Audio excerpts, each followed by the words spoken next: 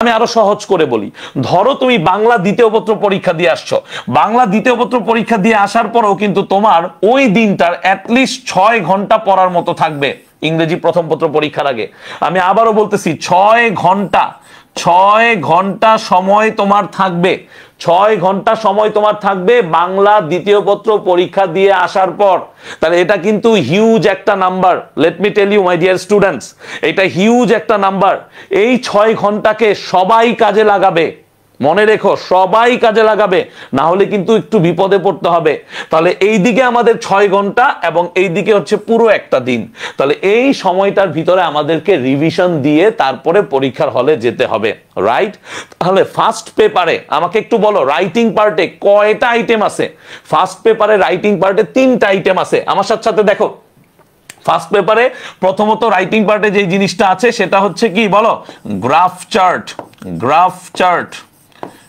Graph চার্টের যে writing পার্টটার প্রথম টপিক গ্রাফ চার্ট। মার্কস কত? মার্কস হচ্ছে 15। মার্কস কত? 15।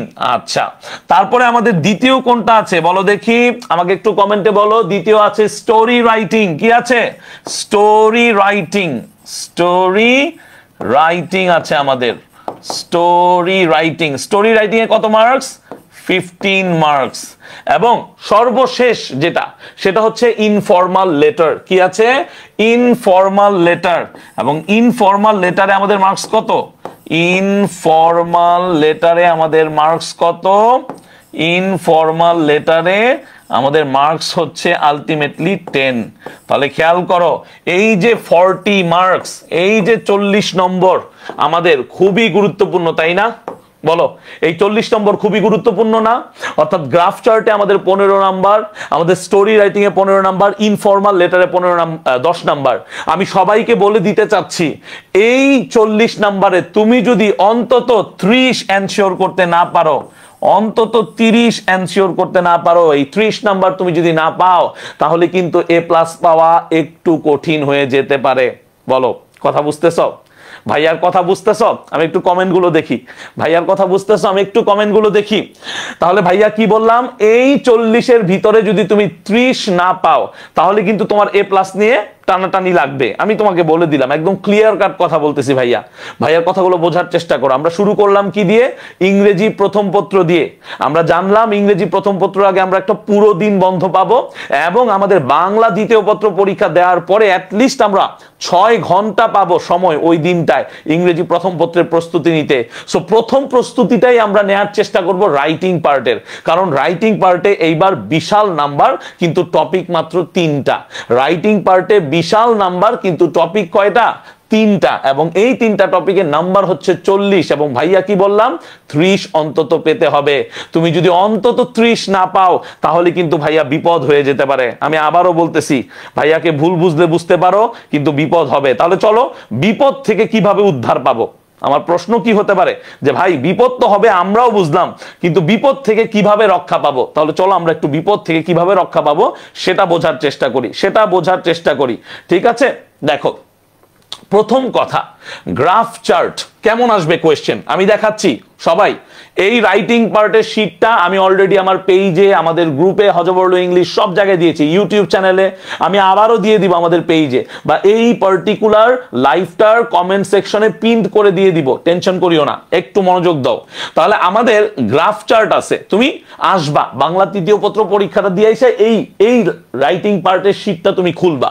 খোলার পরে তুমি সরাসরি কই চলে যাবা? তুমি সরাসরি চলে যাবা যে এইখানে। কোথায় চলে যাবা? প্রথমেই তুমি গ্রাফ চার্ট পড়া শুরু করবা। কি শুরু করবা? Graph chart. তাহলে চলো দেখি গ্রাফ চার্ট কোথায় আছে, আমরা একটু খুঁজে বের করি। এই যে আমাদের গ্রাফ চার্ট চলে আসছে, আই গেস। হ্যাঁ, একটু টাইম লাগলো, কারণ অনেক বড় শীটটা, তাই একটু সময় লাগলো। এই যে আমাদের গ্রাফ চার্ট, এই হচ্ছে আমাদের গ্রাফ চার্ট। তাহলে তুমি কোথায় আসবা? তুমি সর্বপ্রথম বাসায় এসেই রাইটিং পার্টের জন্য প্রস্তুতি নেওয়া শুরু করবা। রাইটিং পার্টে 40 নম্বর। তাহলে এই যে গ্রাফ চার্টটা তুমি খুলবা। এখন গ্রাফ চার্টে মার্কস কত? গ্রাফ চার্টে মার্কস হচ্ছে 15। গ্রাফ চার্টে মার্কস কত? গ্রাফ চার্টে মার্কস হচ্ছে 15। তাহলে আমাকে এখন এই 15 নাম্বার নিশ্চিত করতে হবে। আচ্ছা, প্রথম কথা, খুব কম সংখ্যক স্টুডেন্টই 15-তে 15 পাবে। আমি বলেই দিলাম সর্বোচ্চ 10% সারা বাংলাদেশে, 10% বা 12% স্টুডেন্ট, আমি আবারও বলছি সারা বাংলাদেশে 10 থেকে 12% স্টুডেন্ট কি পাবে, 10 থেকে 12% স্টুডেন্ট এই যে এই মার্কসটা পাবে 15তে 15। তাহলে আমাদের লক্ষ্য কি 15তে 15 পাওয়া? লক্ষ্য থাকলে আলহামদুলিল্লাহ, না থাকলেও কোনো বিপদ নাই, মনে রাখবা 15তে 15 পেতে হবে এমন কোনো কথা নাই। তুমি যদি গ্রাফ চার্ট থেকে অন্তত 12 অথবা 13 পাইতে পারো তাহলেই তোমার কাজ হয়ে যাবে। তুমি যদি গ্রাফ চার্টে অন্তত 12 বা 13 পাও তাহলেই কাজ হয়ে যাবে। ভাই আমি একদম কিছু পারি না, আমি তো মানে ইংরেজি লাইনও লিখতে পারি না, আমি কি করব? তুমি অবশ্যই শীটটা পড়বা, শীটে যেইভাবে অ্যান্সার গুলো সাজানো আছে সেই জিনিসগুলো একটু পড়বা। তুমি যদি অ্যাকর্ডিং টু দিস শীট তুমি পড়তে পারো তাহলে মোটামুটি তোমার কাজ হয়ে যাবে। তাছাড়া আমার গ্রাফ চার্টের উপর একটা ওয়ান শট ক্লাস আছে, হজবরল ইংলিশ ইউটিউব চ্যানেলে যাবা, হজবরল ইংলিশ ইউটিউব চ্যানেলে গেলেই তুমি সেখানে ক্লাসটা পেয়ে যাবা।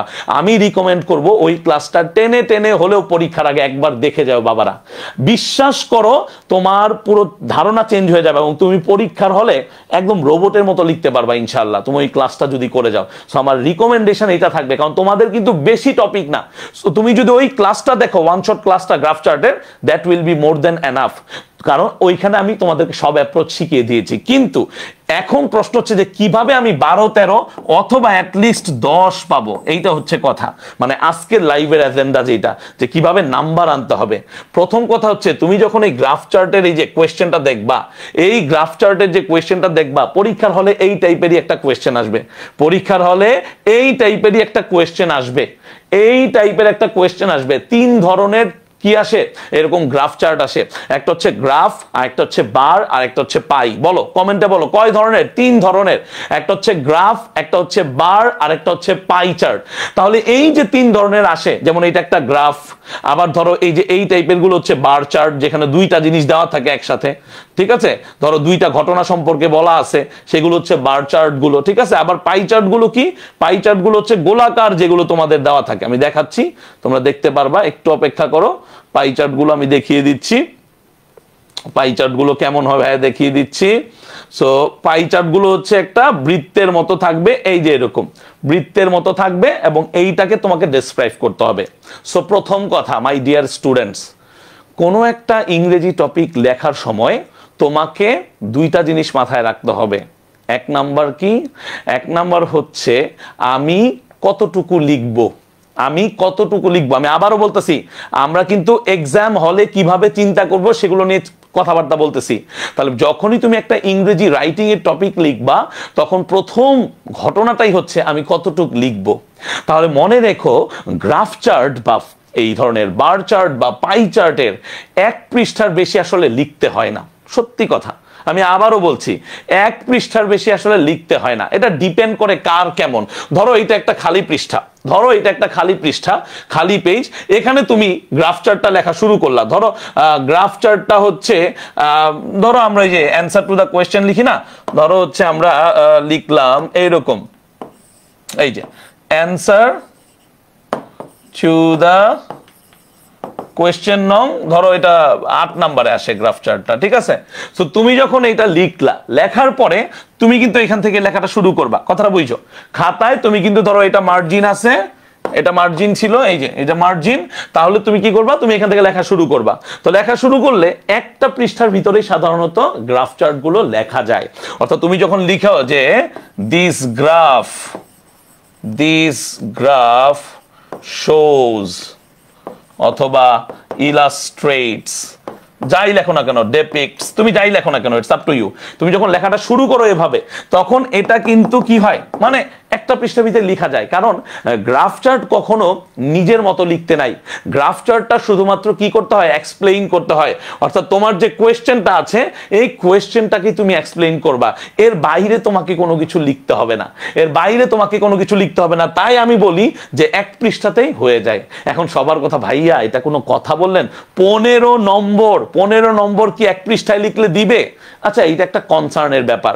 তবে আমি বলবো যে হ্যাঁ, তোমার যদি 1 পৃষ্ঠার বেশি আর লিখার মতো কিছু না থাকে, তুমি লিখো না ভাই, তুমি লিখো না। তুমি 15তে 12, 13 পাবে যদি তোমার লিখায় কোনো গ্রামাটিক্যাল মিস্টেক না থাকে, স্পেলিং মিস্টেক না থাকে। কথাটা আবার বলতেছি, যদি তোমার লিখায় কোনো গ্রামাটিক্যাল মিস্টেক না থাকে, ফর এক্সাম্পল তুমি যদি দিস গ্রাফ লেখার পরে এখানে শোস না লিখে শোড লিখো, ফর এক্সাম্পল শুড লিখো অথবা শো লিখো, এটা একটা গ্রামাটিক্যাল মিস্টেক। এটা একটা কি?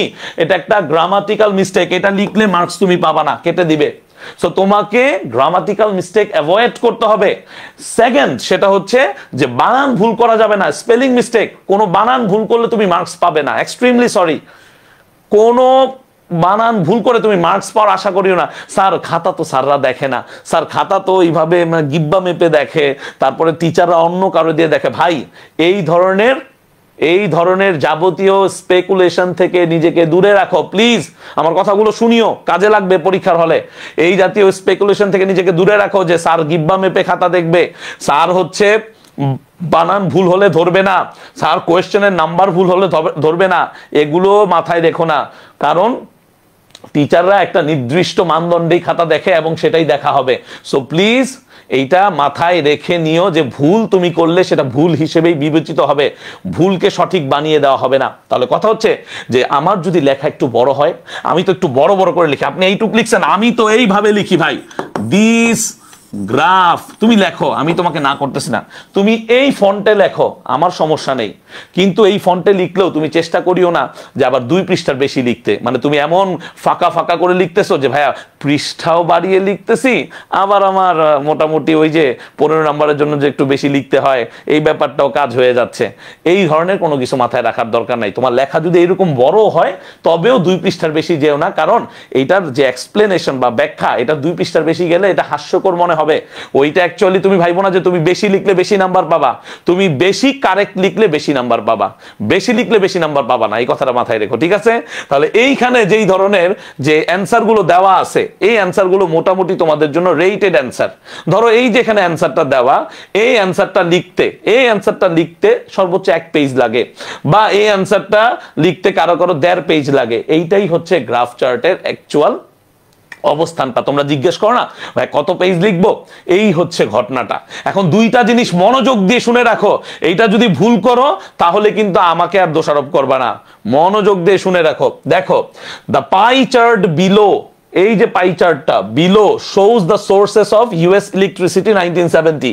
নাও রাইট এ প্যারাগ্রাফ। এই যে সবাই মনোযোগ দাও, এই কথাটা আমি জানি না কেউ বলেছে কিনা, যারা বলেছে, যেই টিচাররা বলেছে সেই টিচারদেরকে আমি একটা স্যালুট জানাই, বাট হয়তো অনেকে নাও বলতে পারে। তো তোমরা যারা আসো একটু মনে রাখো, মিলায় নাও জিনিসটা। সেটা হচ্ছে এই যে এখানে যখন বলতেছে paragraph, right a paragraph describing the information of the following chart or graphs. তাহলে এখন অনেকের একটা প্রশ্ন আসে যে ভাই এখানে তো একটা প্যারাগ্রাফ লিখতে বলছে, তাহলে প্যারাগ্রাফ লেখার সময় আপনারা তো বলেন আমরা একটা লাইন এখানে শুরু করব এবং এইভাবেই লিখে যাব এবং এইখানে শেষ করব। তাহলে কি ভাইয়া গ্রাফ চার্ট লেখার সময় কোনো প্রকার মানে আমরা কি দিতে পারবো না, প্যারা করে লিখতে পারবো না? এই কথাটা বোঝার চেষ্টা করো। অনেকেই আমাকে বলে যে ভাইয়া এখানে তো প্যারাগ্রাফ বলছে, তাহলে কি গ্রাফ চার্ট লেখার সময় এইভাবে একটা বিন্দু থেকে শুরু হবে, লিখবো প্যারাগ্রাফের মতো এখানে শেষ করবো? নো, যতই এখানে প্যারাগ্রাফ থাকুক, এই প্যারাগ্রাফটা একটা অনুচ্ছেদ, এই প্যারাগ্রাফটা অ্যাকচুয়ালি একটা অনুচ্ছেদকে বোঝাচ্ছে। সো গ্রাফ চার্টের ক্ষেত্রে তুমি চাইলে কি করতে পারবে, প্যারা করে লিখতে পারবে। আবার যদি তোমার মনে হয় যে না ভাই আমি প্যারা করে লিখবো না, আমার ভাই প্যারাগ্রাফ বললে আমি কি করবো যে এইভাবে লিখে দিব, অর্থাৎ এখান থেকে শুরু করছি এখানে শেষ করে দিব, তাহলেও হবে। বলো understood or not? Understood or not আমাকে একটু বলো, কমেন্টে বলতে হবে। সবাই একবার লিখো আন্ডারস্টুড অর নট। একবার কমেন্টে লিখো বুঝছো কি বুঝো নাই, একবার কমেন্টে লিখো বুঝছো কি বুঝো নাই, একবার কমেন্টে লিখো বুঝছো কি বুঝো নাই। দ্রুত আমি দেখতে চাই নিউয়েস্ট কমেন্ট গুলো। বুঝেছো, আন্ডারস্টুড সবাই? তার মানে তুমি এইটা নিয়ে কোনো টেনশনই থাকবা না, তোমার কোনো টেনশনে রাখার দরকার নাই। তুমি চাইলে এখান থেকে শুরু করে একদম শেষ করতে পারো, আবার চাইলে তুমি কি করতে পারো, প্যারা করে লিখতে পারো। কি করতে পারো, প্যারা করে লিখতে পারো। এখন সেকেন্ড কোয়েশ্চেন আসে, ভাইয়া প্যারাগ্রাফের তো টাইটেল থাকে, তাহলে কি গ্রাফ চার্টের টাইটেল দেওয়াটা জরুরি কিনা? খুবই গুরুত্বপূর্ণ একটা কোয়েশ্চেন। সবগুলো কোয়েশ্চেনের অ্যান্সার দেবো, আমি আগেও বলেছি। সো ক্লাসটা একটু বেশি করে শেয়ার করে দাও ভাইয়ার জন্য, কাইন্ডলি, তাহলে ব্যাপারটা কি হবে, আরো 10 জন জানবে। দেখো এই এইচএসসি লেভেলে কোনো কম্পিটিশন নেই, সবারই এ প্লাস পেতে হবে, সবারই পাস করতে হবে। সো আমার বিশ্বাস যে এখানে কেউ কারো থেকে 2 নাম্বার বেশি পেলে হয়তো একটা স্কলারশিপই পাবা, দ্যাটস ইট। সো ট্রাই করিও তোমার বন্ধুদেরকেও জানানোর, যাতে করে তারাও অ্যাটলিস্ট এই ব্যাপারগুলো সম্পর্কে সচেতন হতে পারে। তাহলে দ্বিতীয় যে জিনিসটা সেটা হচ্ছে, ভাইয়া এইরকম তো আপনার শীটে কি দেওয়া আছে, এইরকম তো আপনার শীটে টাইটেল দেওয়া আছে, তাহলে আমরা কি টাইটেল দিব কি দিব না? সবার একটা কোয়েশ্চেন থাকে, কমন একটা কোয়েশ্চেন, যে ভাইয়া এরকম টাইটেল দিব কি দিব না। আমার উত্তর হচ্ছে, টাইটেল দিলেও কোনো সমস্যা নেই, টাইটেল না দিলেও কোনো সমস্যা নেই। আসলে গ্রাফ চার্টের ক্ষেত্রে টাইটেলটা ম্যাটার করে না, যদি না প্রশ্নে বলে দেয়। কিছু কিছু বছর প্রশ্নে বলে দিছে গিভ আ টাইটেল। বলো কথাটা বুঝতেছো কিনা, প্লিজ একটু মনোযোগ দাও বাবারা, একটু মনোযোগ দাও। আজকে কোনো ফর্মাল ক্লাস না যে ভাইয়া শুধু উত্তর বলবো, হ্যাঁ লেখো এই লাইনটা এইভাবে লিখতে হয়, এইভাবে অ্যান্সারটা বের করতে হয়। আজকে একদম খোলামেলা কথাবার্তা। মনে করো তোমরা সবাই আমার সামনে আছো, আমি তোমাদের সাথে কথাবার্তা বলতেছি। তাহলে কি বলতেছি ভাইয়া বলতেছি যে টাইটেল দিতে হয় কি হয় না গ্রাফ চার্টের। দিলেও প্রবলেম নাই, না দিলেও প্রবলেম নাই, তবে যদি কোয়েশ্চেনে বলে টাইটেল দিতে, তাহলে টাইটেল দিতে হবে। খেয়াল করো, আমি একটা কোয়েশ্চেন দেখাচ্ছি, একটু খেয়াল করো, একটা কোয়েশ্চেন দেখাচ্ছি, তাহলে তুমি বুঝতে পারবে যে কিভাবে আমার টাইটেলের ব্যাপারটা চলে আসে। আমি বোঝাচ্ছি তোমাদেরকে, একটু সময় দাও আমাকে, আমি বলে দিচ্ছি যে টাইটেলের ব্যাপারটা কিভাবে আসছে কোয়েশ্চেনে। ওকে, কোথায় গেল কোয়েশ্চেনটা, কোথায় গেল? আমাকে একটু সময় দিতে হবে। দাঁড়াও, দেখতেছি। টাইটেলের ব্যাপারটা আমি তোমাদেরকে দেখাচ্ছি। এই যে দেখো, সবাই একটু দেখো, সবাই একটু তাকাও, একটু বোর্ডের দিকে তাকাও। আমি সরে গেলাম, বোর্ডের দিকে তাকাও। সবাই বোর্ডের দিকে তাকাও, একবার বোর্ডের দিকে তাকাও। সবাই একবার বোর্ডের দিকে একটু তাকাও। তাহলে বুঝতে পারবা। সবাই একবার বোর্ডের দিকে তাকাও। দেখো তো এই কোয়েশ্চেনটা, একটু দেখো, সবাই একটু বোর্ডের দিকে তাকাও, এই কোয়েশ্চেনটার দিকে তাকাও।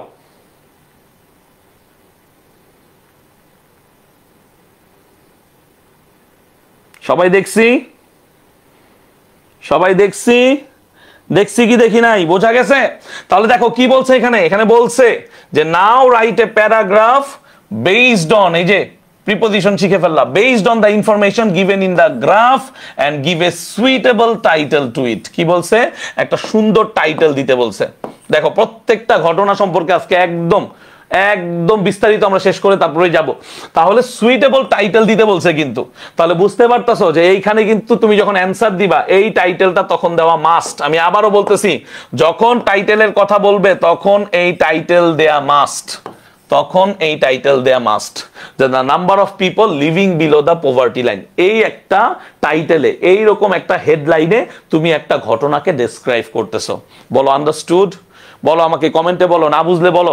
তাহলে ভাই টাইটেলটা কি নিজের মতো করে লিখবো? হ্যাঁ, নিজের মতো করে লিখতে পারো, তবে টাইটেলটা লেখার সময় এই জিনিসটা খেয়াল করবে, এই যে the number of people living below the poverty line, এইটাই তোমার টাইটেল। দেখো কত মজার জিনিস, এই জিনিসটাই হচ্ছে তোমার টাইটেল। এখানে এত বেশি মানে টেনশনে পড়ার কোনো কারণ নেই।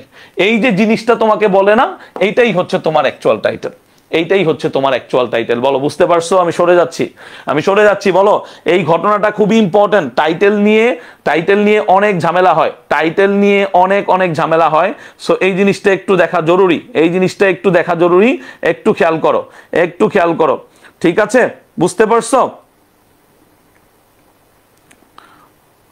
আন্ডারলাইন না করলেও হবে, আন্ডারলাইন করার দরকার নেই। এই যে এখন আমার ফিলো ব্রাদার তানভীরের কথা মনে পড়তেছে, আমাদের আরেকজন খুবই সম্মানিত শিক্ষক এবং খুবই মানে জনপ্রিয় শিক্ষক বাংলার, তানভীর একটা মজার কথা বলছিল একটা ভিডিওতে, যে এই যে তোমরা ছেলেরা মেয়েরা, স্পেশালি মানে মেয়েদেরকে বলতেছি, মানে এমনিই বলতেছি, ডোন্ট মাইন্ড, মানে মেয়েরা যে এই যে ভাই নিচে দাগ দিব কিনা, দাগ আমি নীল কালি দিয়ে দিব কিনা, দাগ আমি লাল কালি দিয়ে দিব কিনা, না ভাইয়া প্লিজ এগুলো মাথায় আনবা না, চেষ্টা করবা শুধু কালো কালিতেই লিখার। তারপরও তুমি চাইলে নীল কালি ব্যবহার করতে পারো যদি তোমার কাছে এনাফ টাইম থাকে, ঠিক আছে। আর হ্যাঁ, ওই নিচে তুমি চাইলে দাগ দিতেও পারো, দাগ না দিলেও তোমার নাম্বারের ক্ষেত্রে সেটা কোনো ভূমিকা রাখবে না। অর্থাৎ নাম্বার পাওয়ার ক্ষেত্রে এই টাইটেল বলছে, সেখানে দাগ দেওয়ার ক্ষেত্রে তোমার কোনো ভূমিকা নেই। বলো বুঝা গেছে? তাহলে আসলে লাস্ট পয়েন্ট নিয়ে তোমাদের সাথে এখন আলোচনা করব। লাস্ট পয়েন্টটা কি দেখো, খুবই ইম্পর্টেন্ট একটা জিনিস। এই পয়েন্টটা খুবই ইম্পর্টেন্ট এবং এটা একটু মাথায় রাখতে হবে, লাস্ট পয়েন্টটা একটু মাথায় রাখতে হবে। আমি একটু যাচ্ছি, ওকে দাঁড়াও। লাস্ট পয়েন্টটা হচ্ছে এইটা, কারণ কোয়েশ্চেন গুলো বুঝতে হয়, কোয়েশ্চেন গুলো না বুঝলে বিপদ আর বিপদ। ওকে দাঁড়াও, লাস্ট আরেকটা পয়েন্ট আছে, সেইটা একটু আমি তোমাদেরকে দেখাই। ওকে, এই যে দেখো এই জিনিসটা দেখো, সবাই একবার পড়ো কি বলছে।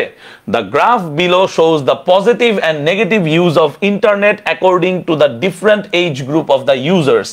Describe the graph in at least 80 words. খেয়াল করো, খুবই ইম্পর্টেন্ট একটা জিনিস, at least 80 words। তার মানে কি জানো, মনে রাখবা দুইটা জিনিস, একটা হচ্ছে at least, এটা প্যারাগ্রাফের ক্ষেত্রেও থাকবে। আমি আবারও বলতেছি, এই ইনফরমেশন গুলো পরীক্ষার হলে তোমাকে নির্ভর রাখবে।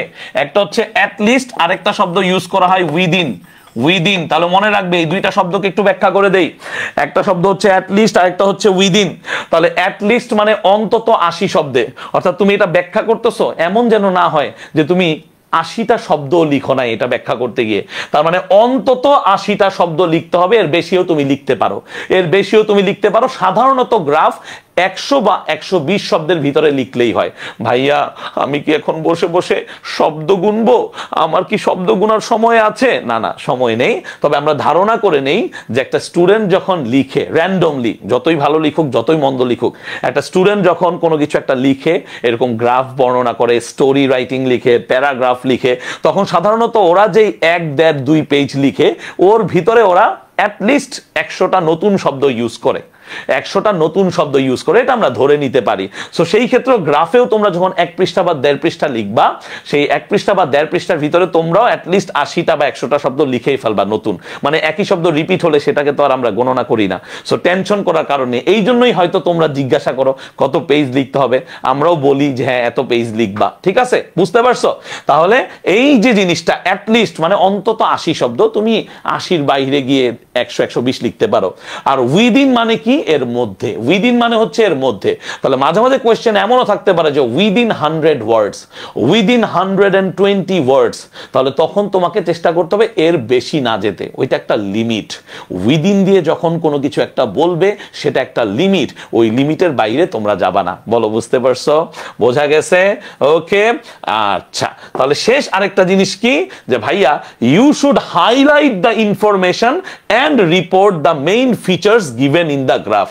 অর্থাৎ তোমাকে অবশ্যই হাইলাইট করতে হবে এবং মেইন ফিচার গুলো কি করতে হবে, একটু দিতে হবে, যেগুলো মেইন ফিচার দেওয়া আছে।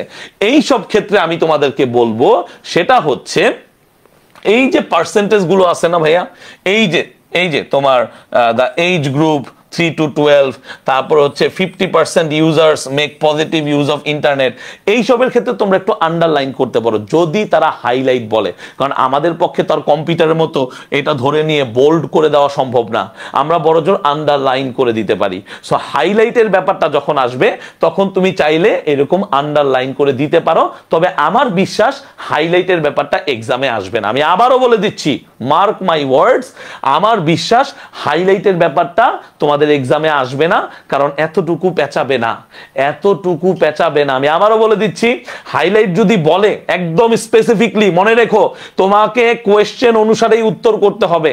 সো কোয়েশ্চেনে যদি বলে যে highlight the information and report the main features given below, তাহলে গুরুত্বপূর্ণ যে জিনিসগুলো আছে, যেমন এই যে পার্সেন্টেজ গুলো, তারপর হচ্ছে তোমার এই যে এইজ গ্রুপ গুলো, মানে এই অ্যাকর্ডিং টু দিস গ্রাফ, এখানে কি করতে হতো, একটু হাইলাইট করতে হতো, মানে আন্ডারলাইন করে দিতে পারতা।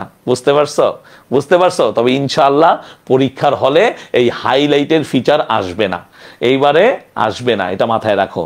আর last but not the least, ভাইয়া আমাকে তো স্যার বলছে গ্রাফ আঁকতে হবে, গ্রাফ না আঁকলে নাম্বার নেই। ভুল ধারণা।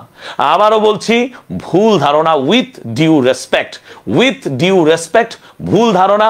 তোমাকে কোনো গ্রাফের মানে এই যে গ্রাফ উত্তর করতে গিয়ে তোমাকে কোনোভাবেই এই গ্রাফ আঁকানোর প্রয়োজন নেই। কোনো গ্রাফ চার্ট, কোনো পাই চার্ট, কোনো বার চার্ট তোমাকে আঁকাতে হবে না। বলো বুঝতে পারছো ভাইয়ার কথাগুলো? ভাইয়ার কথাগুলো বুঝতে পারছো?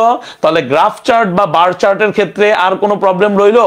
আই হোপ যে আর কোনো প্রবলেম রবে না, যে তুমি কিভাবে লিখবে এবং তুমি কিভাবে উপস্থাপন করবে ক্লাসে। বলো আমাকে একটু কমেন্টে বলো, কমেন্টগুলো দেখবো, কমেন্টগুলো দেখবো, কমেন্টগুলো দেখবো, কমেন্টে আমাকে একটু বলো ভাইয়া, কমেন্টগুলো দেখবো যে ভাইয়া কোনো সমস্যা আছে কিনা। তার মানে আমি আগেই বলেছি গ্রাফ কিভাবে লিখবা, গ্রাফের লাইনগুলো কিভাবে লিখতে হয় এবং কি ধরনের ওয়ার্ডস চুজ করতে হয়, সেটা আমার একটা অলরেডি ভিডিও দেওয়া আছে হজবরল ইউটিউব চ্যানেল, যেটা হজবরল ইংলিশ, সেখানে গেলেই তুমি পাবা। রিসেন্টলি আপলোড করছি গত 5-7 দিন আগে। সো সেটা তুমি দেখলেই তোমার কাজ হয়ে যাবে, 100% হয়ে যাবে ভাই। তুমি ওই ক্লাস করে গ্রাফ চার্ট লিখে আসো, তুমি 12-13 নিচে পাবা না, 14 পেতে পারো ইনশাআল্লাহ, যদি তোমার ভুল না হয়। আরেকটা গুরুত্বপূর্ণ জিনিস কি, আরেকটা গুরুত্বপূর্ণ জিনিস হচ্ছে তোমাকে একটু মাথায় রাখতে হবে, সেটা হচ্ছে যখন তুমি এই অ্যান্সার গুলো করতেছো, try to remember the basic things. সেটা হচ্ছে কি, যে কথাগুলো ভাইয়া ব্যাখ্যা করলাম। বলো আমাকে একটু, বোঝা গেছে? ক্লিয়ার?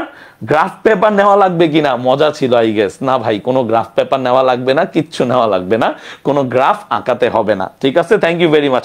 ভাল লাগে একটু মজার কথাবার্তা বললে, ভাল লাগে। ঠিক আছে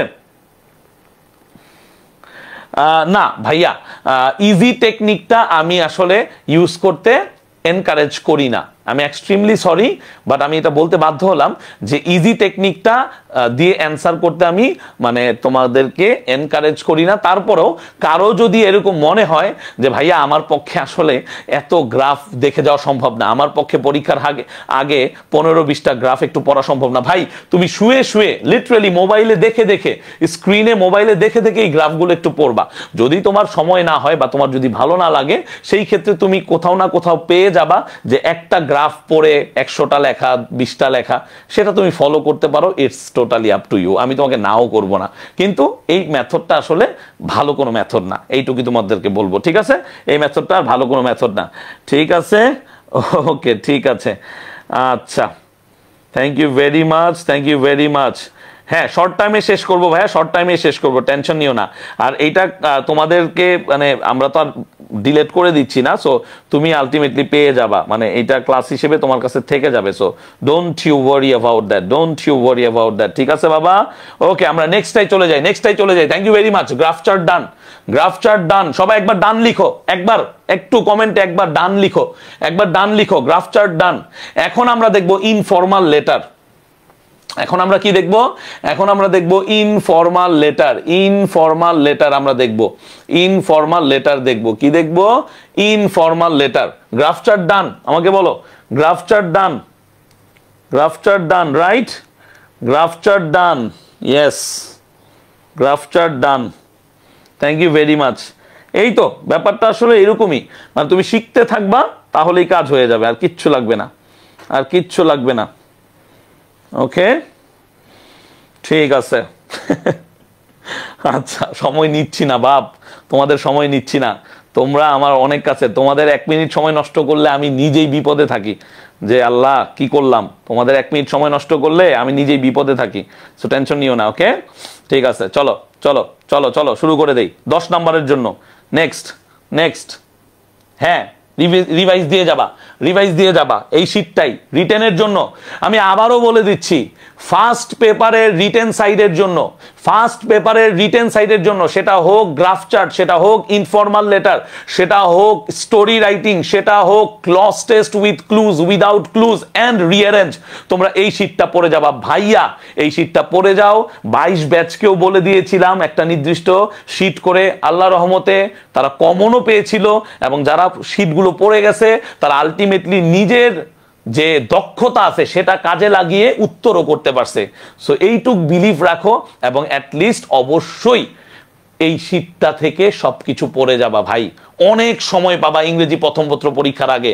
তোমার যদি এমন হয় যে বাংলা দ্বিতীয় পত্র পরীক্ষা দেওয়ার পরে ওই যে 6 ঘন্টার কথা বললাম, ধরো তুমি দুপুরবেলা এসে ঘুমালে, বিকেলে যারা মুসলিম আছো তুমি নামাজ পড়লে, দুপুরের বিকেলের তুমি মাগরিবের নামাজ পড়লে, বা অন্যান্য ধর্মাবলম্বী যারা আছো তারা রেস্ট নিলে, তোমাদের প্রেয়ার্স তোমরা করলে, হ্যাঁ, করার পরে তারপরে তোমরা সন্ধ্যার পরে যদি মনোযোগ দিয়ে তোমরা একটু পড়ো 5 ঘন্টা বা 6 ঘন্টা, অনেক সময় ভাই, অনেক সময়। কারণ তুমি ওই দিন রাতের 1টা পর্যন্ত পড়তে পারবা, কারণ পরের দিন সকালে তোমার পরীক্ষা নাই। সো তুমি তখন এই রাইটিং পার্টের জন্য 2 থেকে 3 ঘন্টা ব্যয় করলে মোর দেন এনাফ। রাইটিং পার্টের জন্য 2 থেকে 3 ঘন্টা ব্যয় করলে মোর দেন এনাফ। আর কিচ্ছু লাগবে না তোমার, ইনশাআল্লাহ কিচ্ছু লাগবে না, বিলিভ মি, কিচ্ছু লাগবে না। ওকে, আসো তাহলে ইনফর্মাল লেটারে মার্কস কত থাকবে? ইনফর্মাল লেটারে মার্কস থাকবে হচ্ছে 10। ইনফর্মাল লেটারে মার্কস কত থাকবে? 10। এবং এই 10 থেকে আমার টার্গেট কত? আমার টার্গেট 8 আমাকে পেতেই হবে। 10 থেকে 8 পেতেই হবে। বলো পাবা না? ইনশাল্লাহ পাবো। তাহলে 10 থেকে 8 আমাকে পেতেই হবে। ইন সাম সেন্স আমি যদি খুব ভালো লিখি আমি 9ও পেতে পারি, আবার 10-এ 10ও পেতে পারি। যেমন আমার এসএসসি ব্যাচের স্টুডেন্টসরা, এইবার তোমাদেরকে বলি, শোনো, মনোযোগ দিয়ে শোনো। এসএসসিতে কিন্তু খাতা কেমন দেখছে আমি জানি না, বাট নম্বর ভালো দিয়েছে যারা একটু ভালো করে লিখছে। আমার কিছু প্রাইভেট ব্যাচের স্টুডেন্ট ছিল, আমি ওদের নাম্বার দেখে নিজেই বিস্মিত। আমি বড়জোর ভাবছি ইংরেজি প্রথম পত্রে কত পাওয়া যায়, 90, 92, 94, ওরা দেখি 97 করে পেয়েছে। সো ধরলাম তুমি এইচএসসি তে মানে 97 তোমার পেতে হবে না, তুমি অ্যাটলিস্ট 80 তো পাবা। তোমাকে অ্যাটলিস্ট 80-র যে লেভেলটা আছে পার তো করতে হবে। আর আমাদের মেডিকেল এক্সাম আছে, বি ইউনিটের এক্সাম আছে, আমাদের ঢাকা ইউনিভার্সিটির আর কি বললাম, বা অন্যান্য ইউনিভার্সিটির যে বিভিন্ন ইউনিটের এক্সাম আছে, কমার্সের যারা স্টুডেন্টস তাদের ইউনিটের এক্সাম আছে, সেগুলোতে তো একটু এগিয়ে থাকতে হবে। A+ পেলে খারাপ না, ভালোই হয়। তাহলে তুমি 8 পাবাই যদি স্ট্রাকচার ঠিক থাকে, তুমি বানান ভুল না করো, গ্রামাটিক্যালি তুমি কারেক্ট থাকো, 8 তুমি পাবাই ইনশাআল্লাহ। তবে ভালো লিখতে পারলে 9ও পেয়ে যেতে পারো। তাহলে মানে এখানে কি, এখানে ইনফর্মাল লেটার মানে হচ্ছে পত্র লিখন। ইনফর্মাল লেটার মানে কি আমার সাথে বলো? পত্র লিখন। তাহলে পত্র লিখনে আমাকে কি কি মনে রাখতে হবে? পত্র লিখনে মনে রাখতে হবে আমার কোয়েশ্চেনটা কি করছে। আমার কোয়েশ্চেনটা এমন থাকবে, write a letter to your pen friend about Bangladesh and her people. অথবা আমার কোয়েশ্চেনটা থাকবে এইরকম, কি থাকবে? আমার কোয়েশ্চেন থাকবে, write a letter to your cousin about the procedure of admission to college. অথবা write a letter to your younger brother explaining the importance of learning English. এই টাইপের কোনো না কোনো টপিক থাকবে, importance of learning English, tree plantation, physical এক্সারসাইজের importance, অথবা pen ফ্রেন্ডকে তোমার দেশের পরিস্থিতি সম্পর্কে ব্যাখ্যা করো, বা দেশের যে ন্যাচারাল বিউটিজ আছে এগুলো নিয়ে ব্যাখ্যা করো। সাধারণত কোয়েশ্চেন এমনই আসে, এর বেশি কিছু আসে না। আমি আবারও বলতেছি, এই ইনফর্মাল লেটারে এই বাইরে কোনো কিছু আসে না। বাবা মাকে লিখতে বলে, অথবা বন্ধু বান্ধবীকে লিখতে বলে, দ্যাটস ইট। অথবা ছোট ভাই বোনকে লিখতে বলে। বলো বুঝতে পারছো কিনা? বলো এইটুকু বুঝতে পারছো কিনা? তাহলে বলো, তাহলে কি বলতেছে? বলতেছে বাবা মাকে লিখতে বলে, বন্ধু বান্ধবীকে লিখতে বলে, অথবা সর্বোচ্চ ওই যে এমনও হইতে পারে যে তোমার কোনো টিচারকেও লিখতে বললো। বা টিচারকে লিখতে বলা মানে তো আর ওইটা ফর্মাল লেটার হয়ে গেল না। লেটারই রইল, মানে ইনফর্মাল লেটার ইনফর্মাল লেটার। এখন তুমি কিভাবে লিখবা? এই দুইটা জিনিস খুব ইম্পর্টেন্ট। আবারও বলে দিচ্ছি, এই জিনিসটা খুব ইম্পর্টেন্ট, এই অংশটা খুব ইম্পর্টেন্ট। তার মানে অনেক ক্ষেত্রে আজকাল আমরা দেখি যে এই যে এই অ্যাড্রেসটা দিয়ে দেয়। এই অ্যাড্রেসটা কে দিবে? যে তুমি লিখতেছো, যে লিখতেছে। এই যে তুমি ধরো, আমি যখন লিখবো, ধরো আমি এখন টঙ্গী গাজীপুর আছি, তাহলে আমি টঙ্গী গাজীপুর লিখতে পারি। ধরো তুমি এখন চিটাগাংয়ে আছো, তাহলে চিটাগাং বাংলাদেশ লিখতে পারো, কথার কথা। তুমি এখন সিলেটে আছো, তাহলে তুমি সিলেট বাংলাদেশ লিখতে পারো। ইটস আপ টু ইউ, ঠিক আছে? যদি আমার পরীক্ষার হলে কোয়েশ্চেনে কিছু দেওয়া না থাকে, তুমি যা খুশি তা লিখতে পারবা। আবারও বলতেছি, যদি আমার পরীক্ষার হলে কিছু দেওয়া না থাকে স্পেসিফিকলি যে অমুক জায়গায় থাকে, অমুক জায়গা থেকে তমুক জায়গার একজনকে লিখছে, যদি না থাকে তুমি জাস্ট এইটা মেনটেন করবা। কি মেনটেন করবা? যে কোনো একটা ইয়া। এখন অনেকেই বলে, ভাইয়া আমাদের কি অ্যাড্রেসটা দেওয়া খুব জরুরি? অ্যাড্রেসটা দেওয়া কি খুব জরুরি আমাদের? একটু বলেন তো, মানে অ্যাড্রেসটা না দিলে কি সমস্যা হবে? না, না দিলেও সমস্যা হবে না। অনেকে বলে, এবং আমরাও ছোটবেলায় অ্যাড্রেস দেই নাই, সত্যি কথা যেটা, আমরাও ছোটবেলায় সাধারণত অ্যাড্রেস দিতাম না। তবে তোমাদের যে বইটা আছে, যেই এইচএসসির জন্য যেই ধরনের বই বোর্ড দিয়েছে, সেই সব বইয়ে 9-10-এও যে ছিল, সেই সব বইয়ে অ্যাড্রেস দিয়েছে। সো এই জন্য আমরা অনেক ক্ষেত্রে দেখি বিভিন্ন গাইড বুক গুলোতে, ইভেন আমরাও বলি যে হ্যাঁ তোমরা চাইলে অ্যাড্রেস দিতে পারো, ইটস আপ টু ইউ। এবং এই অ্যাড্রেসটা কার?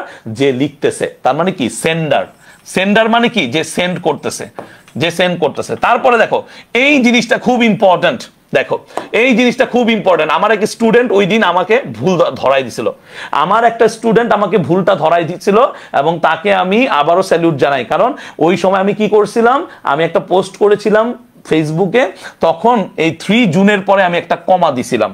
এই 3 জুনের পরে তুমি কমা দিলে এটা ভুল। এটা স্ট্রাকচারটা হচ্ছে, তুমি যদি আগে ডেট লেখো, তারপরে তুমি যদি মান্থ লিখো, তারপরে যদি তুমি ইয়ার লেখো, তাহলে এই স্টাইলে লিখতে হবে। আমার কথাটা বোঝার চেষ্টা করো, কিন্তু খুব গুরুত্বপূর্ণ কথা বলতেছি। তোমরা অনেক সময় চিন্তা করো না মার্কস কোথায় যায়, নারী কোথায় আটকায়, পুরুষ কোথায় আটকায়, মার্কস কোথায় আটকায়, মার্কস এখানে আটকায়। বুঝতে পারতেছো? মার্কস মানে তোমার নম্বর এখানে আটকায়।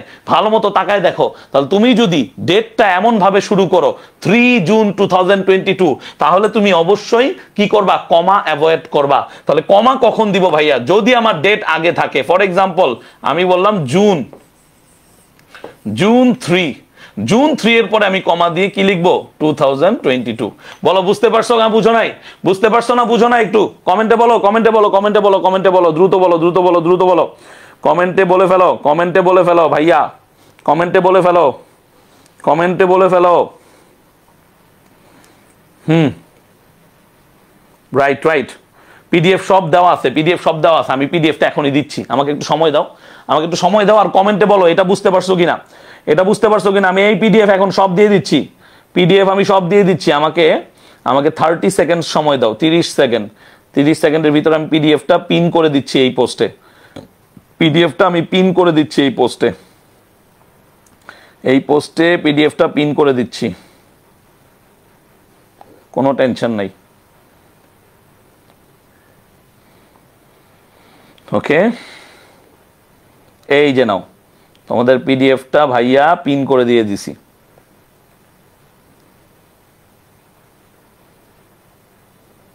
বলো সবাই পাইছো কিনা, পিডিএফটা পেয়েছো? পিডিএফটা পেয়েছো কিনা আমাকে একটু বলে ফেলো, পিডিএফটা সবাই পেয়েছো কিনা বলে ফেলো। পিডিএফটা পিন করে দিয়েছি ভাইয়া, পিন করে দিয়েছি পিডিএফটা। এইচএসসি 23 টোটাল গাইডলাইন, এখানে সব সব লিস্ট দেওয়া আছে, সব সব ভাইয়া যা যা বলতেছি সবকিছু। তাহলে এই জিনিসটা মাথায় রাখবা। তারপরে কি, তারপরে হচ্ছে এই যে salutation, salutation, dear friend, respected teacher, respected father mother, dear অমুক তমুক, নামও লিখতে পারো, কমাটা দিও, কমাটা না দিলে সমস্যা। কমা দিয়ে তারপরে তুমি এইরকম একটা স্ট্রাকচারে লিখতে পারো যে তোমার লেটারটা আমি পেয়েছি, hope you are well by the grace of almighty Allah, your letter is to hand, I am happy to know that you wanted to know about something. তোমার মন মতো তুমি লিখে দিবা, এখানে ব্যাখ্যা করার কিছু নেই। ইনফর্মাল লেটার কিভাবে লিখতে হয় এটা আমরা সবাই জানি, এবং সেটা তোমরা সেইভাবেই লিখে দিয়ে আসবা। এবং চেষ্টা করবা ইনফর্মাল লেটার লেখার সময় অ্যাটলিস্ট 1-2টা প্যারা দিতে। কি বলছি বলো তো, সাধারণত ইনফর্মাল লেটার লেখার সময় তোমরা প্যারা দাও না, সো আমি বলবো প্যারা দিও। তাহলে দেখো কিভাবে, কিভাবে খেয়াল করো। আমরা চলে যাই আমাদের খাতায়, এটা আমাদের খাতা, এটা আমাদের কি, এটা আমাদের খাতা। ধরো এই যে পরীক্ষার হলে এরকম করে তুমি লেটারটা লেখা শুরু করবা। এইটা হচ্ছে তোমার খাতাটা, এই খাতার 2টা অংশ আছে, একটা হচ্ছে লেফট সাইড আর একটা হচ্ছে রাইট সাইড। তো ধরো এইটা হচ্ছে তোমার লেফট সাইড, এটা তোমার কি সাইড, লেফট সাইড, এটা হচ্ছে তোমার রাইট সাইড। সবাই চেষ্টা করবা, সবাই চেষ্টা করবা এই লেফট সাইড থেকে লেখাটা শুরু করতে, সবাই চেষ্টা করবা এই লেফট সাইড থেকে লেখাটা শুরু করতে। তার কারণ হচ্ছে কি, তার কারণ হচ্ছে তুমি যদি এখান থেকে লেখাটা শুরু করো তাহলে তুমি অবশ্যই এই পৃষ্ঠায় যেতে পারবে। তুমি যদি এখান থেকে লেখাটা শুরু করো তুমি এই পৃষ্ঠায় যেতে পারবে। তার মানে ধরো তুমি আবারও সেই যে ওই যে answer to the question নং 1 2 something like that তুমি লেখার পরে তুমি যে এখানে তোমার কি দিলা, তুমি এখানে তোমার ওই যে অ্যাড্রেস, তারপর হচ্ছে ডেট, তারপর হচ্ছে স্যালুটেশন দিলা। দেওয়ার পরে তুমি এখানে কি করলা, এই যে অ্যাড্রেস এ, ডেট হচ্ছে ডি, স্যালুটেশন এস। তারপর তুমি একটা প্যারায় এখানে কিছু একটা বিগিনিং এ লিখলা, লেখার পরে এখানে তুমি একটা ব্রেক দিলা, ব্রেক দিয়ে আবার তুমি লেখা শুরু করলা, ব্রেক দিয়ে তুমি আবার লেখা শুরু করলা, এবং লিখতে লিখতে তুমি এখানে আসলা, এসে তুমি এখানে শেষ করলা। শেষ হওয়ার পরে লাইনের 1-2টা দিয়ে লেখলা যে ঠিক আছে আবার দেখা হবে, আবার কথা হবে। এখন তোমার প্রশ্ন প্রশ্ন হচ্ছে যখন তুমি এই যে ব্রেকটা দিলা, লেখা তোমার শেষ হইলো, তুমি কি এখন স্টেম্প পেপার দিবা কি দিবা না? এইটা হচ্ছে বর্তমানে সবার কোয়েশ্চেন। সবার একটাই কোয়েশ্চেন যে ভাইয়া স্টেম্প পেপার দিব কি দিবা না? অবভিয়াসলি দিবা ভাই। ইনফর্মাল লেটারে তুমি কেন দিবা না? কারণ তুমি তো লেটার পাঠাচ্ছ, মানে চিঠি পাঠাচ্ছ। এই চিঠিটা কোথায় যাবে, কার কাছে যাবে, কিভাবে যাবে? আরে তুমি যখন পাঠাবা তখন তো যাবে। তাহলে তুমি যদি এই স্ট্যাম্প না দাও তাহলে তুমি মার্কস পাবা না। আমি আবারও বলতেছি, ডাক টিকেট তুমি যদি না দাও, না আঁকো, তাহলে তুমি পাবা না। কারণ আমি কিভাবে বুঝবো যে আমার সেন্ডারকে, আমার কিভাবে আমি বুঝবো যে আমি এটাকে রিসিভ করবে? তাহলে একজন সেন্ডার থাকে, একজন রিসিভার থাকে। তাহলে লেখার ক্ষেত্রে এই ব্যাপারগুলো খুব ইম্পর্টেন্ট। বলো বুঝতে পারছো? তাকাও তাকাও ক্লাসটার দিকে, একটু মনোযোগ দাও, একটু মনোযোগ দাও, সবগুলো জিনিস ক্লিয়ার হয়ে যাবে। মার্জিন টানতেই হবে, মার্জিন অবশ্যই টানবে। মার্জিন না টানলে হয় না তো বাবা, মার্জিন টানতেই হবে, মার্জিন টানতেই হবে। ঠিক আছে? হ্যাঁ, অবশ্যই স্ট্যাম্প দিবা, অবশ্যই স্ট্যাম্প দিবা। ঠিক আছে, অবশ্যই স্ট্যাম্প দিবা, কোনো কোনো মানে মাফ নাই, স্ট্যাম্প দিতেই হবে, স্ট্যাম্প দিতেই হবে, স্ট্যাম্প দিতেই হবে। তাহলে বলো বুঝা গেছে কথাটা? আন্ডারস্টুড? আন্ডারস্টুড? যাক, মাশাল্লাহ, বুঝতে পারলে মাশাল্লাহ, বুঝতে পারলে মাশাল্লাহ। ঠিক আছে, বুঝতে পারলে মাশাল্লাহ। হ্যাঁ, ফ্রম আর টু দিবে, ফ্রম আর টু দিবে, অবশ্যই ফ্রম আর টু দিবে। ঠিক আছে, ফ্রম আর টু দিবে। ওকে, ফ্রম আর টু দিবে। তার মানে এটা তো আমি দেখাইলাম, আমি দেখাবো তুমি কি দিবে। তার মানে কি, আমার কয়েকটা জিনিস আমি ক্লিয়ার হইলাম, কয়েকটা জিনিস। সেটা কি? প্রথম জিনিসটা হচ্ছে এইখানে আমার এই যে address, date, salutation, address, date, salutation. তারপর আমি এখানে কি করলাম, আমি এখানে একটা ইন্ট্রোডাকশন দিলাম যে তোমার লেটার পেয়েছি, আমি তোমার এই ব্যাপারটা জানতে চেয়েছি, and in this letter I will describe how to become fit and how to maintain a good physical how to maintain a good fluency in English, অর্থাৎ যখন ইম্পর্টেন্স অফ ইংলিশ লার্নিং আসবে, হোয়াট এভার ইট ইজ, তুমি এখান থেকে লিখবা। তারপরে তুমি এখানে ব্যাখ্যাটা করবা, তোমার এক্সপ্লেনেশন, বডি, এখানে তোমার কি আসবে, এখানে তোমার এক্সপ্লেনেশনটা আসবে। তুমি লিখবা তোমার মন মতো, তোমার মনের মতো, তুমি যা দরকার তা তুমি লিখবা। লেখার পরে এখানেও তুমি লিখবা যতটুকু পারো। লেখার পরে এখানে একটা এন্ডিং করবা, এটা হচ্ছে এন্ডিং সেশন।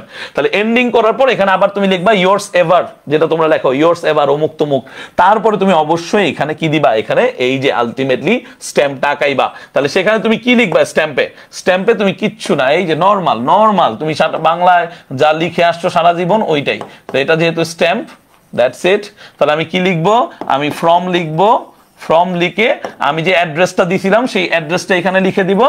আবার আমি এখানে টু লিখবো, টু লিখে যার কাছে এটা যাবে সেই অ্যাড্রেসটা আমি লিখে দেবো। দ্যাটস ইট, ডান। আর কিচ্ছু না, আর কিচ্ছু না। বলো বুঝা গেছে? আর কিচ্ছু না। হ্যাঁ, সাজেশন দিচ্ছি দিচ্ছি।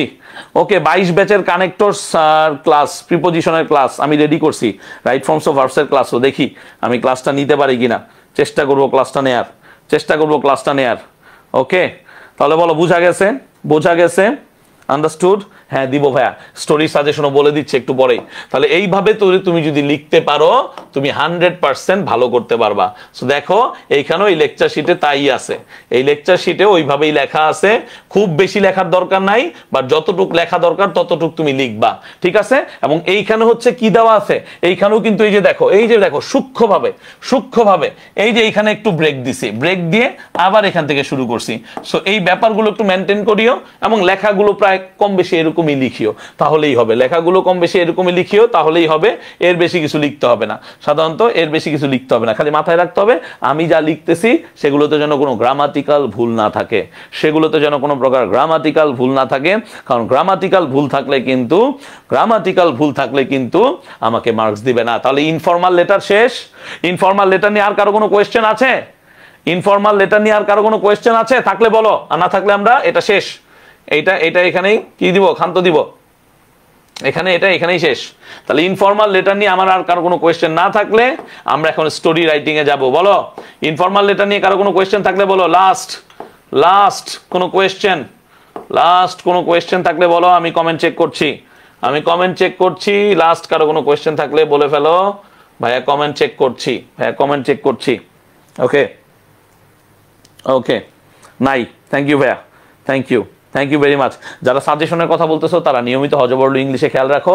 আর ভাইয়া আসবো, পরীক্ষার আগেও ভাইয়া আসবো, গাইডলাইন দিব, টেনশন নিও না। পরীক্ষার আগেও কিছু গাইডলাইন দিব, ভাইয়া আসি তো, ভাইয়া আসি তো, দরকার হইলে পরীক্ষার আগে ক্লাসও নিয়ে দিব যদি আমি মনে করি ক্লাসের দরকার আছে। সিচুয়েশন যদি এমন হয় বাংলা প্রথম পত্র দ্বিতীয় পত্র পরীক্ষা দেওয়ার পরে মনে হচ্ছে যে না অবস্থা টাইট, ক্লাস নিতে হবে, ভাইয়া আসি, বেঁচে যদি থাকি ইনশাল্লাহ অবশ্যই ক্লাস নিব এবং সেইভাবে পড়াই দিব, টেনশন নিও না।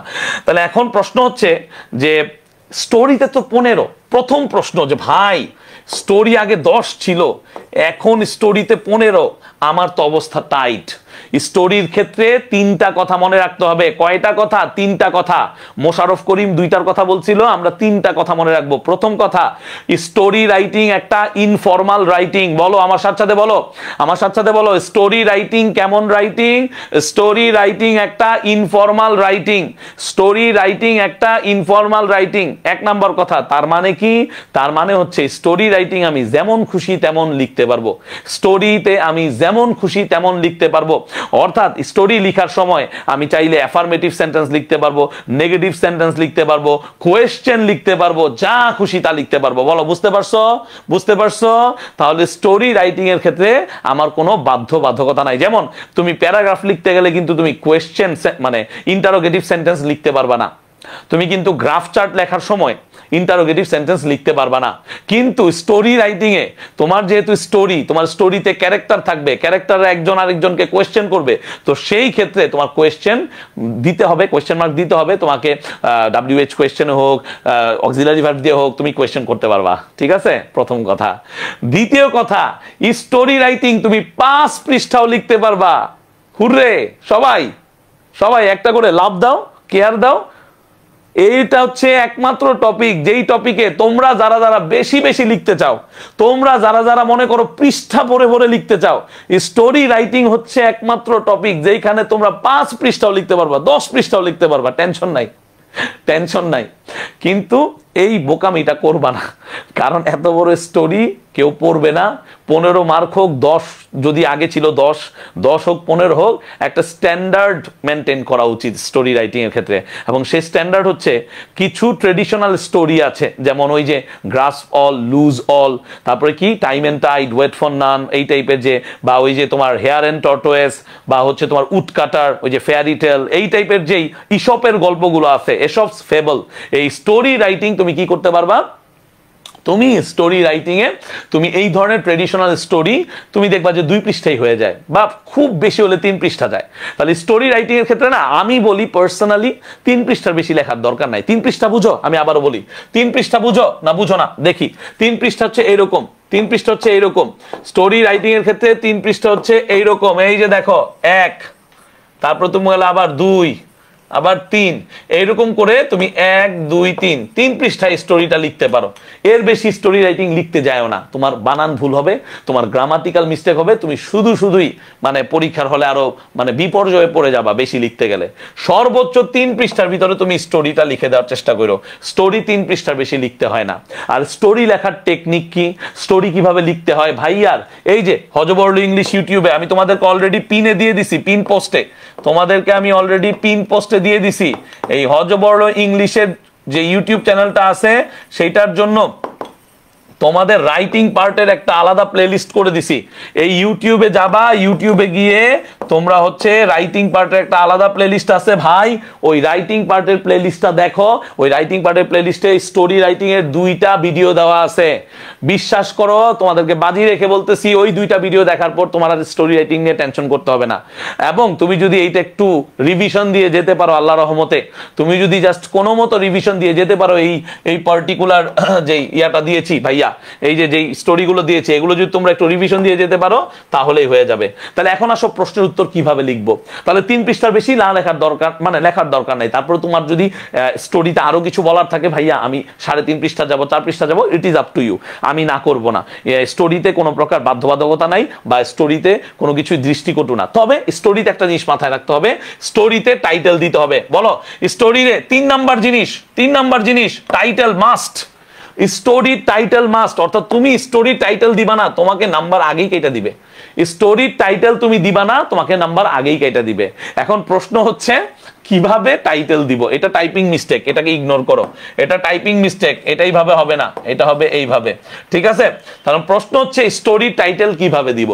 স্টোরি টাইটেলটা একটা মজার জিনিস, তবে আমি সবসময় প্রেফার করি তুমি স্টোরি টাইটেল যেভাবেই দাও না কেন সেই ক্ষেত্রে তুমি প্রথম অক্ষরটা বড় রাখলা, তারপরে তুমি যেই ভার্ব অথবা প্রিপোজিশন যা আছে এগুলো তুমি স্মল লেটারে লিখলা, তারপরে চাইলে তুমি ক্যাপিটাল লেটার ইউজ করতে পারো, কোনো সমস্যা নাই, ঠিক আছে? টিট ফর টেট তুমি এইভাবে লিখতে পারো, টিট ফর টেট তুমি লিখতে পারো, কোনো সমস্যা নেই, তোমাকে কেটে দিবে না, কেটে দিবে না। তুমি যদি ছোট হাতের লিখো তাও কেটে দিবে না। বলো বুঝতে পারছো কিনা, বলো বুঝতে পারছো কিনা, বলো বুঝতে পারছো কিনা, দ্রুত বলো বুঝতে পারছো কিনা। টাইটেল গুলো কালার পেন দিয়ে লিখবো কিনা ভাইয়া, যে গল্পগুলো জানার মধ্যে থাকবে না সেগুলো টাইটেল কি দিব সবকিছু বলতেছি।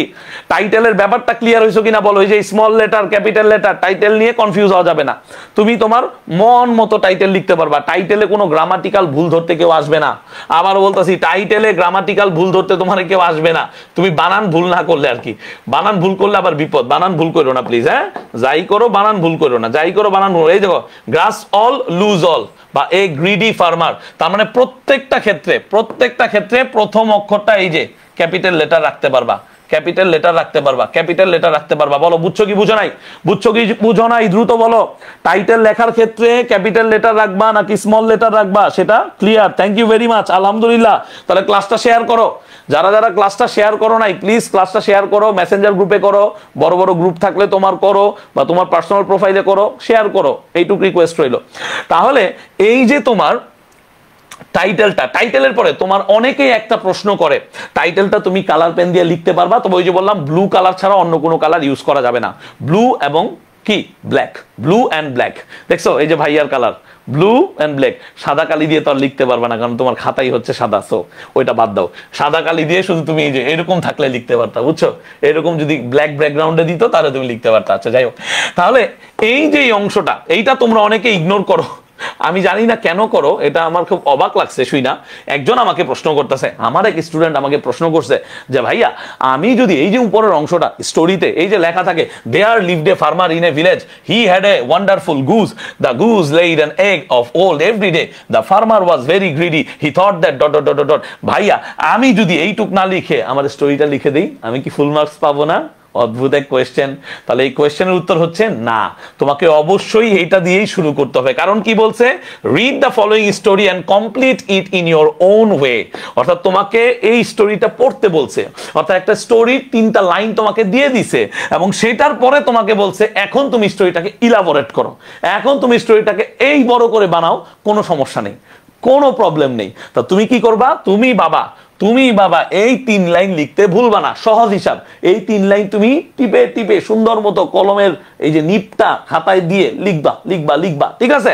তারপর তুমি কি করবা, তারপরে তুমি তোমার মন মতো একটা স্টোরি বানাইবা, এবং স্টোরির ক্ষেত্রে তুমি কত রকম বাঁক দিতে পারো, যত রকম বাঁক তোমার আছে তুমি দিবা ভাই, তোমার যতটুকু ভাল লাগে, যতক্ষণ তোমার ভাল লাগে। সো স্টোরির ক্ষেত্রে তুমি যত খুশি প্যারা বানাও, যত খুশি ক্যারেক্টার আনো, তবে মাথায় রেখো যেগুলো ট্রেডিশনাল স্টোরি, আমি আবারও বলছি ট্রেডিশনাল স্টোরি বেশিরভাগ ক্ষেত্রে আসবে, কিছু ক্ষেত্রে পরীক্ষায় ডিফারেন্ট টাইপ অফ স্টোরি আসে, যেটা হচ্ছে কি তোমার কিছু সিচুয়েশন দেয়, এবং সেই সিচুয়েশন গুলো কমন। গার্মেন্টসে আগুন লেগেছে, অথবা রাস্তায় রিক্সায় অ্যাক্সিডেন্ট করেছে একজন, তাকে এখন তুমি হেল্প করবা, কারণ তুমিই তো একমাত্র জনদরদি, আর কেউ দুনিয়ার জনদরদি না, বুঝো নাই? এই জন্য তোমাকেই দায়িত্বটা নিতে হবে, বুঝতে পারছো? বলো বুঝতে পারছো? এই টাইপের আসবে। অথবা আসবে তোমরা অনেক বন্ধু বান্ধব মিলে এক জায়গায় পিকনিক করতে গিয়েছো, হঠাৎ একজন বন্ধু অসুস্থ হয়ে গেছে, তাকে কিভাবে হসপিটালে নিয়ে যাবা, তাকে কিভাবে সুস্থ করবা, এই টাইপের যে গল্পগুলো আছে এগুলো দিয়ে আসে। সো চেষ্টা করবা যেগুলো ট্রেডিশনাল স্টোরি, মানে যেগুলো বছরের পর বছর আমরা শুনে এসেছি, ইসপের গল্প যেগুলোকে বলি আমরা, ইসপস ফেবল, সেগুলো ওইটার মতোই লিখতে। এখন তুমি যদি দ্য লায়ন অ্যান্ড মাউস একটা স্টোরি, সেই স্টোরিতে তুমি যদি এখন আমারে নিয়ে আসো আর বলো যে ভাইয়ারে লায়ন খেয়ে ফেলছে, তাহলে কি হবে? হ্যাঁ, তাহলে কি হবে যে ভাইয়ারে লায়ন খেয়ে ফেলছে, তাহলে তুমি আমারে মেরে ফেললা। এখন এই ধরনের আজগুবি স্টোরি লিখলে তোমাকে না করবে না, কিন্তু টিচাররা প্রসন্ন হয়, টিচাররা খুশি হয় ট্রেডিশনাল স্টোরিগুলো ট্রেডিশনাল ওয়েতে লিখলেই। আর যেগুলো ওই যে বললাম একটু different kind of, summer day ছিল, বন্ধু বান্ধবরা বেড়াইতে গেছে, বা একটা গার্মেন্টসে সবাই কাজ করতেছে, তুমি আমি গার্মেন্টস ওয়ার্কার, হঠাৎ করে আগুন লাগছে, ইমার্জেন্সি স্টেট, কি করব, তখন তুমি তোমার মতো লিখবা যে তুমি একজন হিরো, তুমি হিরো হয়ে সবাইকে বাঁচিয়েছো, গার্মেন্টসে আগুন লাগলো, তুমি চেষ্টা করেছো। তবে হ্যাঁ, স্টোরি লিখতে গিয়ে যখন আমরা নতুন যে স্টোরিগুলো আছে সেগুলো লিখি, আমাদের একটু ভোকাবুলারির প্রবলেম হয়, আমাদের একটু ওয়ার্ডসগুলো খুঁজে পেতে প্রবলেম হয়। তবে যতটুকু সাবলীলভাবে মনে রাখা মানে রাখার মতো এবং যেটা পড়ে বুঝে এরকম কিছু লেখার চেষ্টা করবা। অতিরিক্ত মানে different type of words use না করাই ভালো, এবং কঠিন ওয়ার্ড ইউজ করতে গিয়ে ওই যে বানান ভুল, গ্রামাটিক্যাল মিস্টেক, এগুলো না করাই ভালো। এবং স্টোরির ক্ষেত্রেও কিন্তু সেম জিনিস, গ্রামাটিক্যাল মিস্টেক বা বানান ভুল এগুলো অ্যাভয়েড করতে হবে। এগুলো কিন্তু প্রত্যেকটা রাইটিং পার্টের ক্ষেত্রে এই দুইটা জিনিস, বানান ভুল করা যাবে না, গ্রামাটিক্যাল মিস্টেক করা যাবে না, অর্থাৎ সাবজেক্ট ভার্ব এগ্রিমেন্ট, ভার্বের সঠিক ফর্মটা বসাইছো কিনা, নাউনের সাথে তোমার প্রোনাউনের মিল আছে কিনা, অর্থাৎ তোমার ক্যারেক্টার ছিল করিম, তারে বানাই দিছিল তুমি শি, এই টাইপের কিছু লেখা যাবে না। বুঝতে পারতেছো তো? বুঝতে পারতেছো তো কি বলতেছি? গ্রামাটিক্যাল এরর দিয়ে আরো বুঝতে পারবা তুমি যদি আমার স্টোরি রাইটিং এর ক্লাসটা করো, সেইখানে ইজি টেকনিকে সব বুঝাই দেওয়া হয়েছে। হ্যাঁ, তখন 10 নাম্বার করেছিল, এখন 15 নাম্বার। তুমি মনে রাখবে ওই 15 নাম্বারের জন্য একই টাইপের লেখাই তোমাকে লিখতে হবে। 15 নাম্বারের জন্য তোমাকে আহামরি কিছু করতে হবে না, অর্থাৎ নতুন করে তোমাকে কিছু করতে হবে না। তাহলে পরীক্ষার হলে যাওয়ার আগে এই যে স্টোরিগুলো এখানে ভাইয়া দিছি, সাজায় দিছি ভাই, একদম সাজায় দিছি, থার্স্টি ক্রো যা যা আছে তুমি লিখবা, এগুলো একবার করে পড়ে যাবা। বলো পারবা না? এই যে dress does not make a man great, dress does not make a man great, এই টাইপের স্টোরিগুলো পারবা কি পারবা না? দেখো, তাকায় বলো আমারে, তাকায় বলো যে ভাই পারবো, ভাই বলো পারবো কি পারবো না। হ্যাঁ,